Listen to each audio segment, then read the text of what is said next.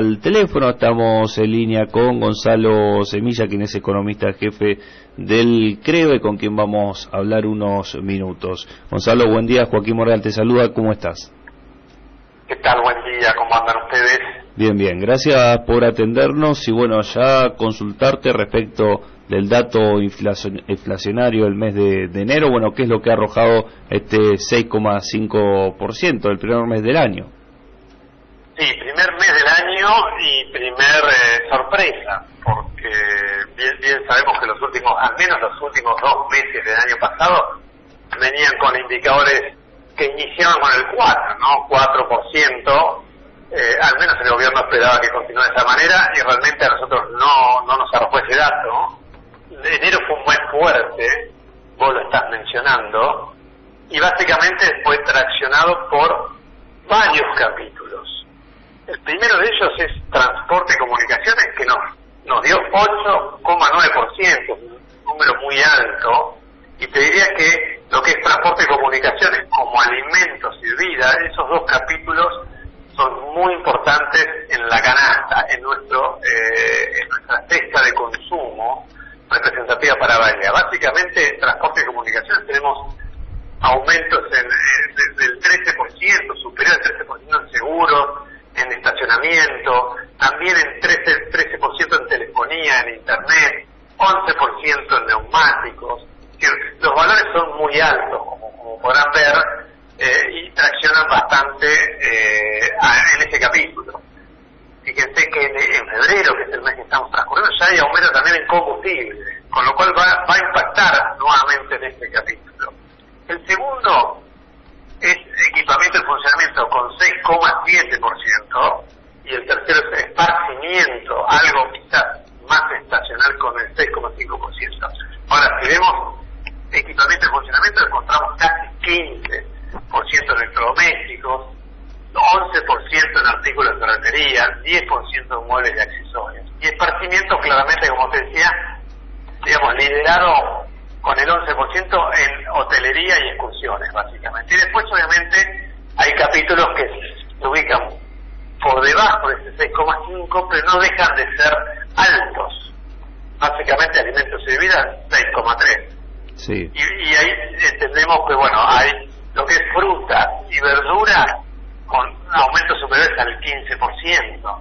Después hay fideos secos, comidas preparadas, pero cualquier ítem que yo te nombre, que puede ser pan fresco, pescado, todos están casi arriba del 10%. Realmente ha sido un mes muy fuerte. También hemos tenido días complejos en cuanto a nivel climático, con mucha sequía, y cuando hay sequía impacta en los precios, sobre todo de los estacionales, que es esto que yo te decía, que te marcaba recién, frutas y verduras. Sí. Gonzalo, bueno, consultarte, bueno, tiene lógica este número entonces con este análisis que realizás, pero en la previa, bueno, ya en lo que sería diciembre, ¿se esperaba este tipo de aumentos en los distintos capítulos? ¿Estaba previsto que suceda o hubo factores como algunos que comentabas que derivaron en mayores aumentos a los previstos? Y uno siempre tiene, digamos, uno no vive de esperanza, por supuesto, pero sí tiene alguna expectativa de, bueno, enero es un mes en el cual es verdad, el argentino promedio está con la cabeza puesta en sus vacaciones. Entonces puede ser que lo que sea esparcimiento esté asociado a estas cuestiones. Es un mes de mucho consumo veraniego, por decirlo de una manera. Sin embargo, uno espera que con los acuerdos que está llevando a cabo el gobierno, acuerdos de precios de grandes cadenas de supermercados, de indumentaria, de medicamentos, etcétera, bueno, uno podría decir, quizás esté un poquito más calmo, pero en definitiva no ocurrió, y hay varios aumentos. Digamos, cuando uno desglosa estos aumentos, ve que la categoría regulado ha sido bastante alta, del 6,8. Entonces, ¿acá qué significa? Que hay aumentos pautados de servicios de prepagos, de telefonía, de comunicaciones, de internet, de algunos servicios educativos, y que en definitiva traccionan un poco al índice general. La cuestión, ¿cuál es? Bueno, descendió un poco o se desaceleró la inflación. Vemos que pasa primeros meses del año. Enero no es un mes que sea muy fuerte, y sí suele ocurrir en el mes que estamos transcurriendo, básicamente en lo que tiene que ver con el rubro de educación. Marzo vuelve a ser lo mismo. Entonces, quizás uno esperaba al menos un punto menos, quizás un 5,5, y bueno, este 6,5 nos sorprendió un poquito. Gonzalo, muy buenos días. Mauro Senesi saluda. Y ya contempla en enero la suba de carnes que bueno, estábamos hablando con gente de AGA, de la sociedad rural, y también con carnicerías, que ya empezaron a llegar los aumentos que se venían viendo en Hacienda en la segunda quincena ya de enero, de 25-30%, que incluso ellos dicen, y todavía no trasladamos todo a mostrador, al consumidor final. Sí, mirá, no se ve de manifiesto, de cuestión muy, cuando uno analiza los precios, y bueno, a ver, ¿qué es lo que impactó? La carne es un producto, una variedad que impacta, que tiene mucho peso en la canasta de alimentos y por supuesto en el índice general. Solo nos arrojó, digamos, el promedio 4,1. Obviamente, a ver, el 4,1 es un aumento importante. Lo que pasa cuando lo comparamos con el 27% de aumento que tuvo el pan, no es nada. Claro. O el 12% que tuvo fideos, o lo que fue el tomate, manzana, naranja, que son estacionales, que están arriba del 40%, el 4 sabe a poco, por decirlo de una manera. Ahora, nosotros creemos que esa variación que vos decís, o esos aumentos, se más sobre los últimos días de enero, y que lo vamos a empezar a ver, ya lo estamos empezando a ver, en las primeras semanas de febrero. Incluso, digamos, cuando nosotros publicamos precios de alta frecuencia de la primera semana, vemos, por ejemplo, que carne fue una de las destacadas, casi con el 13%. ¿Cómo viene justamente febrero, este segundo mes del año? Y febrero viene muy movido. Te diría que ya, incluso, nosotros medimos en febrero, digamos, todas las semanas, lo que nosotros medimos es los precios de la semana. Por ejemplo, primera semana de febrero con la última semana de enero, y también la primera semana de febrero contra todo el mes de enero. Y que vemos en la primera semana de enero, de febrero con respecto a la última de enero, vemos que la carne tiene un aumento del 7,4%. Y que esa primera semana en general nos da 2,8% de aumento. Y eso a nosotros nos denota que la primera semana de febrero es la más alta desde la primera semana de noviembre. Sí. Entonces ahí es donde nos llama la ley, bueno, guarda, febrero viene fuerte. Y cuando nosotros vemos qué pasó la primera semana, pero con todo el mes anterior, con todo el acumulado, vemos que la carne tiene un aumento de casi el 10%. Y el índice general, digamos, del capítulo de necesidad nos da 4,4. Es de lo más altito, junto con la primera semana de enero, con la primera semana de septiembre, con la primera semana de abril del año pasado.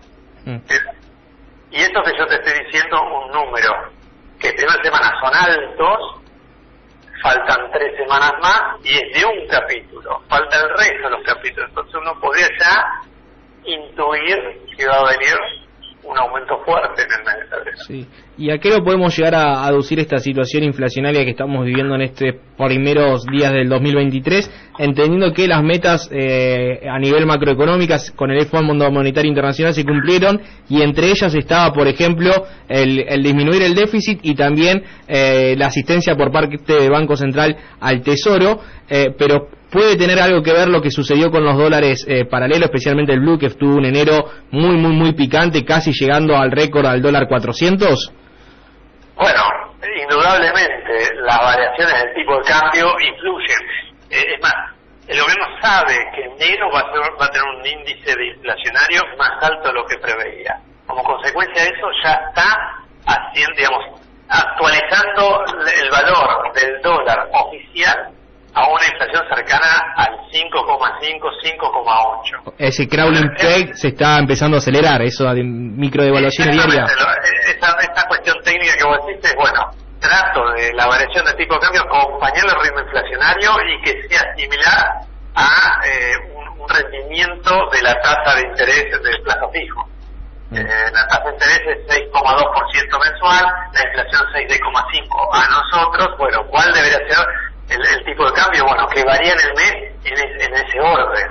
Entonces sí la está acelerando un poquito, pero por un lado el mercado blue, el mercado informal, sabemos que en diciembre hubo una variación del, creo, si no me equivoco, del 13% del tipo de cambio. Si aumentó un 13% el valor en el mercado informal, sucedió en diciembre, en enero ya empieza a ver su impacto, se empieza a reflejar en los precios. Sí. Entonces, una de las formas es esta. Bueno, ¿qué pasa con el informal? Ahora pareciera que quedó un poquito porque está en 3.77, por lo menos a nivel nación, quizás un poquito más alto en Bahía. No es el dólar blue de cuando renunció Guzmán, ni el dólar blue de octubre del 2020.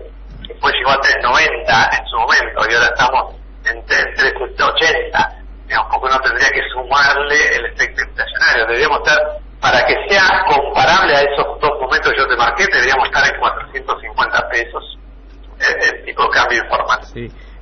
Sabemos, Gonzalo, que es un horario complicado para todos ustedes ahí en el CREVA, así que veremos cuándo podemos hacer una visita, una nota un poco más macroeconómica, pero para sacarte de lo que tiene, igual en el CREVA trabajan mucho en lo que tiene que ver con asistencia a distintas empresas, con estudios de mercado y demás. ¿Les sorprendió el número del censo 2022 en el aumento en Bahía Blanca? Recordarás que en julio, agosto se llegó a hablar incluso de que Bahía Blanca podría haber bajado la población, pero ¿te sorprendió este número que se duplicó la tasa promedio de crecimiento que venía teniendo Bahía Blanca a nivel en los últimos casi 20, 30 años? Mirá, no, 335.000 habitantes creo que es el dato aproximado. Sí. Me pareció bien que se haya duplicado, es importante. Bahía Blanca es una ciudad que necesita seguir creciendo, necesita del desarrollo de los habitantes, de la actividad productiva. Hay muchas inversiones, hay muchos sectores productivos industriales, de servicios, de conocimiento, todo lo que es también digamos la economía de conocimiento, zona franca, universidades. Bahía Blanca es el polo de todo el sudoeste, integrado en todo el sudoeste. Entonces me pareció muy poco hace 10 años atrás, en el 2010, que hemos tenido, no me acuerdo cuánto era, pero era mínimo, era 4.000 personas. Sí, 5%. Entonces, era muy poco y no puede ser que Bahía Blanca se quede estancada en ese sentido. Nosotros somos una ciudad que convoca y que atrae no solo inversiones, sino también, gente o personas o digamos que quieren venir a Bahía porque está creciendo. Bahía no puede quedarse atrás con respecto al aumento de la población. Fíjate en Neuquén. Nos ha sobrepasado. 700 y pico mil de habitantes, a 20 años tenían menos habitantes que nosotros. También tiene otra infraestructura, es el epicentro del combustible de energía en Argentina, pero más que nos duplicó prácticamente. Entonces me parece que es hora que Bahía Blanca empiece a atraer a gente que quiera habitarla acá, no solo estudiantes universitarios, sino también profesionales, y apertura de nuevas empresas de inversiones que traiga también gente muy capaz para Bahía Blanca, mano de obra, etcétera. Bien, Gonzalo, como siempre te agradecemos esta comunicación y estos minutos para aquí, para Miradas de Radio y para LU3. Un gusto, por favor, y estamos en contacto y obviamente los esperamos acá en nuestras oficinas. Que tenga buen día. Gracias igualmente, adiós. Ahí pasaba entonces la palabra de Gonzalo Semilla, economista en jefe del CREVA, hablando un poco del dato inflacionario del mes de enero, un 6,5%, que ya de arranque es un